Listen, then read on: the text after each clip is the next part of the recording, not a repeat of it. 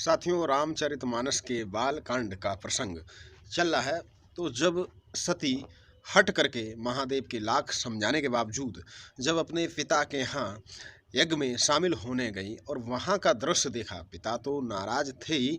माता ने ठीक से बात की, बहनों ने मुस्कुराते हुए बात की, लेकिन पिता ने भौहें चढ़ाए रहे और उन्होंने ठीक से सती से बात नहीं की। लेकिन जब सती ने देखा कि उनके पति महादेव का उस यज्ञ में कोई स्थान नहीं है, सभी देवता छोटे से छोटे राजा थे, उनका भी स्थान था, लेकिन उनके पति का कोई स्थान नहीं था। तो इस बात से वो काफ़ी क्रुद्ध हुई और उन्हें अपनी गलती का पछतावा हुआ कि महादेव ठीक कर रहे थे कि हमें नहीं जाना चाहिए था। और जब वहाँ वो पहुँच ही गई तो उन्हें बहुत क्रोध आया, गुस्सा आया।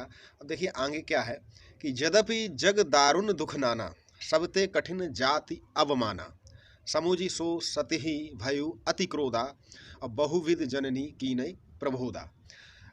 यद्यपि जगत में अनेक प्रकार के दारुण दुख हैं, किसी को धन का दुख, किसी को संतान का दुख, किसी न किसी प्रकार का दुख, लेकिन सबसे अधिक जो दुख होता है वो जाति सूचक, या कहें कि जाति का, यानी जात का अपमान। तथापि जाति अपमान सबसे बढ़कर कठिन है। और ये समझकर सती जी को बड़ा क्रोध आया।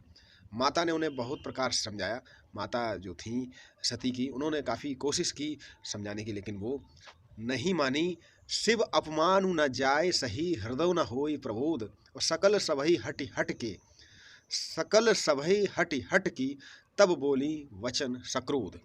परंतु उनसे शिवजी का अपमान सहा नहीं गया और इससे उनके हृदय में कुछ भी प्रबोध नहीं हुआ। यानी कि कहते हैं कि गुस्सा में, क्रोध में कुछ समझ में नहीं आता। और यहाँ पर तो उनके पति का अपमान, तो अब उनको उनकी माता ने लाख समझाया, लेकिन उनको मानने को वो तैयार नहीं थी। और तब वे सारी सभा को हठपूर्वक डांट कर क्रोध भरे वचन बोली। सुनहु सभासद सकल मुनिंदा, कही सुनी जिन्ह शंकर निंदा।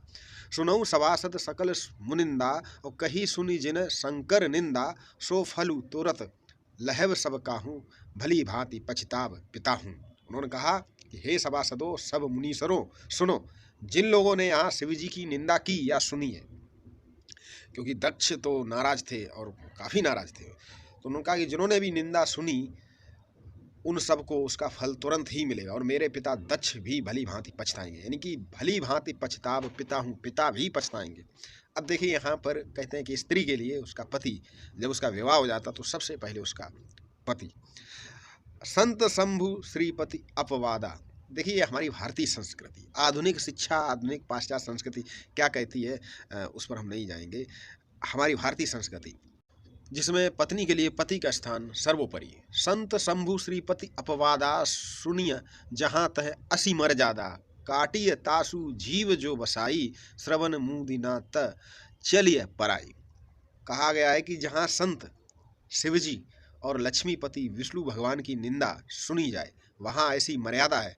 यानी कि किसी संत की, भगवान शंकर की और विष्णु भगवान की यदि कोई निंदा कर रहा है, तो यदि आपका वश चले, अपना वश चले, तो उस निंदा करने वाले की जीभ काट लें, और नहीं तो कान मूंद कर वहाँ से भाग जाए।